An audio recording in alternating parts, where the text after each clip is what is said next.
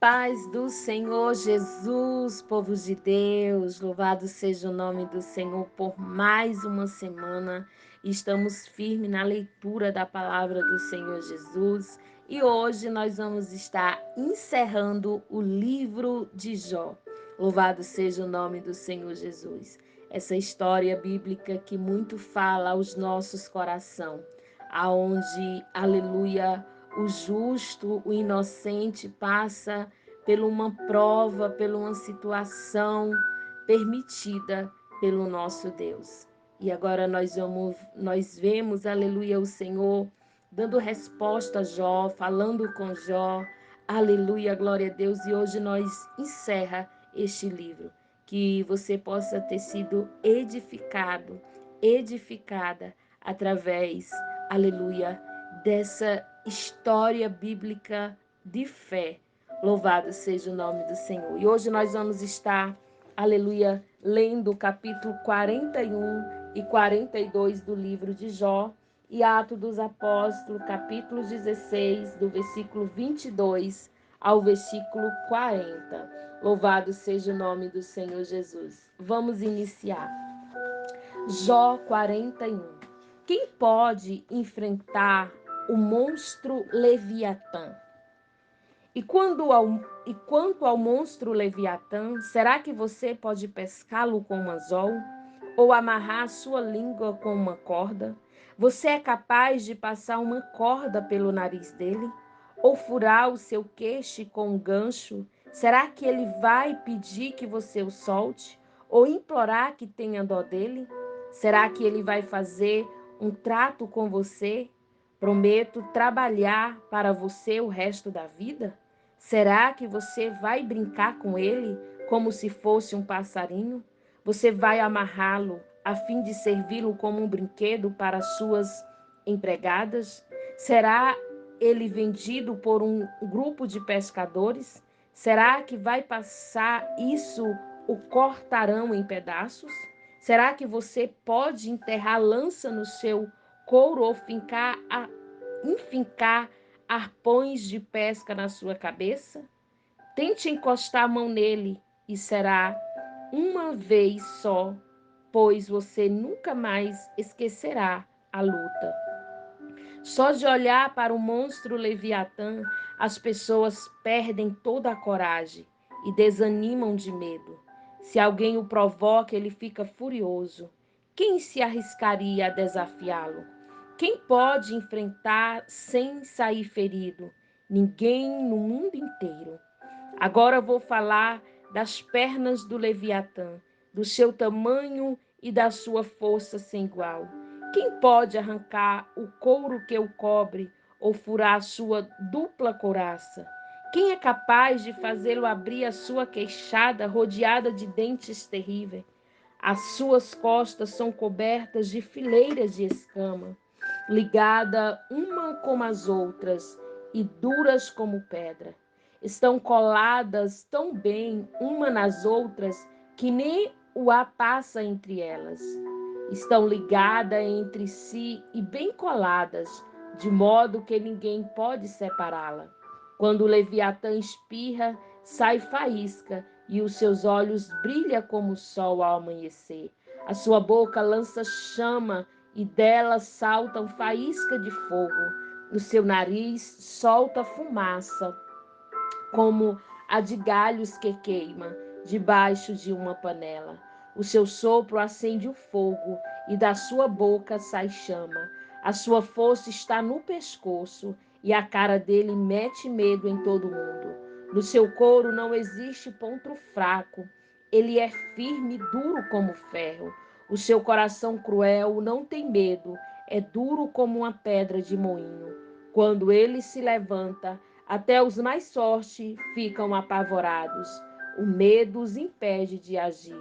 Não há espada que consiga feri-lo, nem lança e nem flecha e nem arpão. Para ele o ferro é como uma palha e o bronze como um pau podre. As flechas não a fazem fugir. Jogar pedra nele é como jogar capim. Bater nele é como um porrete e o mesmo que bater com uma torcida de palha. Ele zomba dos homens que lhe atiram lança. A sua barriga é coberta de casco pontudo que reviram a lama, como se fosse uma grade de ferro. Ele agita o mar e faz cair com a água. Aleluia, que ferve na panela, como óleo fervendo no caldeirão. Ele vai deixando na água um rastro luminoso, como se o mar tivesse uma cabeleira branca. Não há nada neste mundo que se compare com ele, pois foi feito para não ter medo. O Leviatã olha para tudo com desprezo, e entre todas as feras orgulhosas, ele é rei. Capítulo 42 do livro de Jó. A última resposta de Jó a Deus. Então, em resposta ao Senhor, Jó disse: Eu reconheço que para ti nada é impossível e que nenhum dos teus planos pode ser impedido. Tu me perguntas como me atrevi a pôr em dúvida a tua sabedoria, visto que sou tão inocente e que falei de coisas que eu não compreendia, coisas que eram maravilhosas demais para mim e que eu não podia entender. Tu me mandaste escutar o que estava dizendo e responder às tuas perguntas. Antes eu te conhecia só de ouvir falar, mas agora eu te vejo com os meus próprios olhos.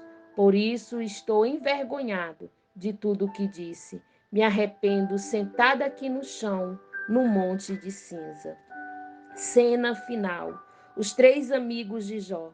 Depois que acabou de falar com Jó, o Senhor disse a Eliafaz, da região de Temã: Estou muito irado com você e com seus dois amigos, pois vocês não falaram a verdade ao meu respeito com o meu servo Jó.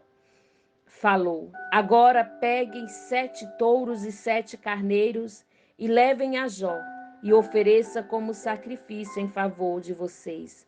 O meu servo Jó orará por vocês e eu aceitarei a sua oração e não os castigarei como merece, embora vocês não tenham falado a verdade ao meu respeito como Jó falou.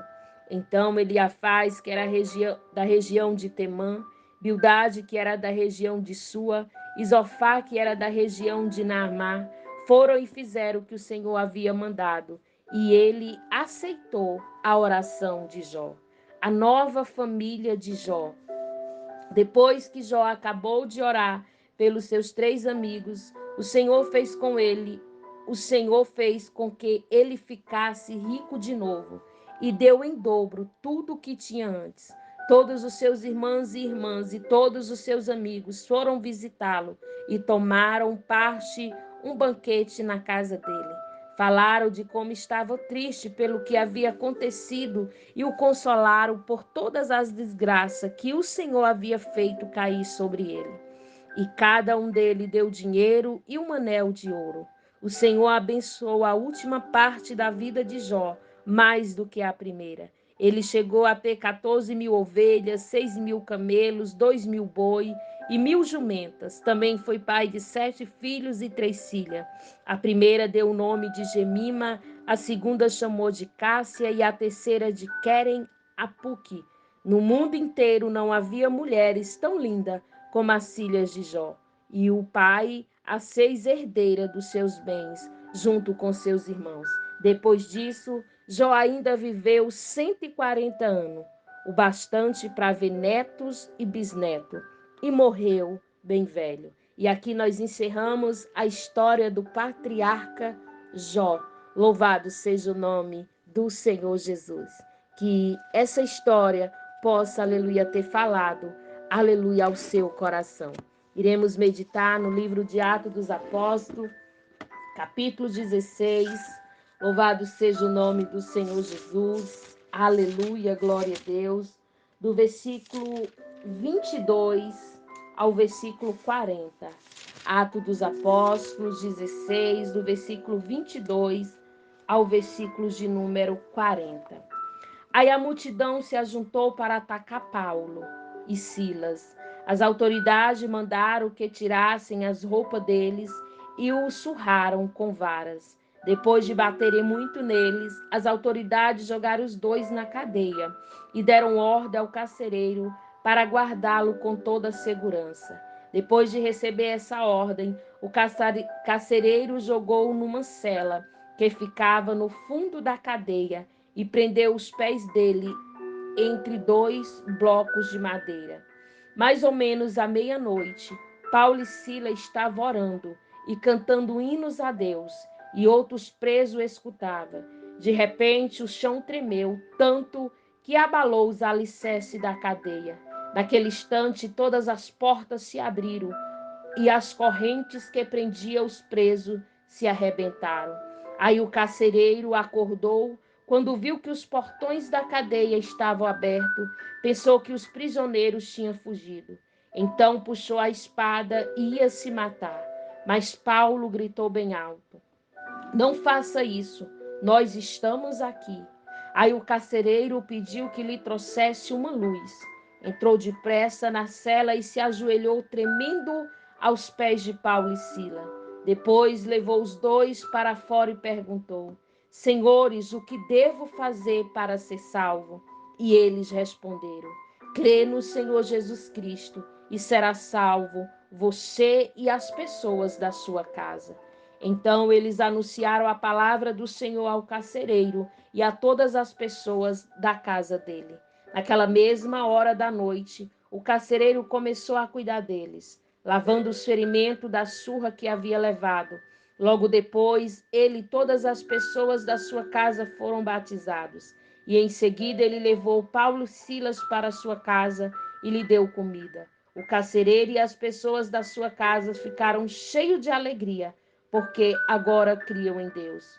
Quando amanheceu, as autoridades romanas mandaram alguns policiais com a seguinte ordem para o carcereiro: Solte esses homens. Então o carcereiro disse a Paulo: As autoridades mandaram soltá-lo. Pode ir embora em paz.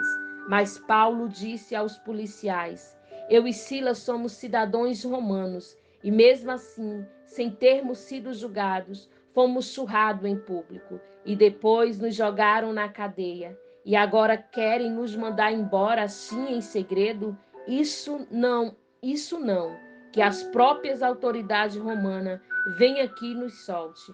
Os policiais foram contar às autoridades romanas o que Paulo tinha dito. Quando as autoridades souberam que Paulo e Silas era cidadão romano, ficaram com medo e foram lhe pedir desculpa. Então tiraram da prisão e pediram que fosse embora da cidade. Paulo e Silas saíram da cadeia e foram para a casa de Lídia. Ali encontraram-se com os irmãos, animaram a todos e depois foram embora. Essa foi a nossa leitura do dia 10/7 de 2023. Que o Senhor abençoe a sua semana. Aleluia, em o nome de Jesus. Que Deus em Cristo vos abençoe.